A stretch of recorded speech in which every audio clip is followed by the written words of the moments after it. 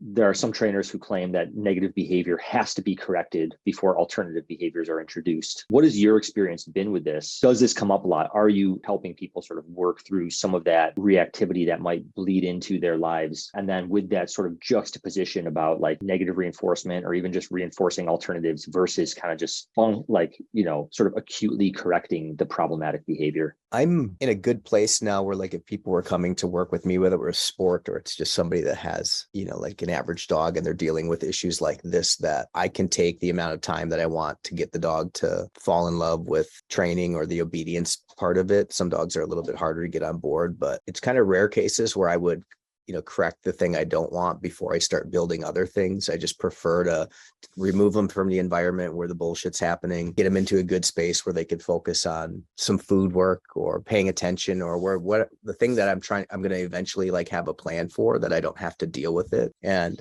just try to develop a language of communication and some sort of like training feel for each other and get the dog on board with it. Dogs don't need to learn, you don't need to do a bunch of food work or get a dog invested in training or feeling good about it, like to shut down some stuff, to deal with issues eventually that you're going to want to deal with, like reactivity stuff or the dog being bad in some way. But what can happen a lot of times by not facing problems head on is that like you just develop a lot of stuff between you and the dog. Like you cover a bunch of ground, things happen, and you might not end up even facing that problem because you've just tapped into something that the dog likes. You've taught them some stuff. They enjoy it. They don't have to be that way anymore because you've uncovered something within them that has replaced that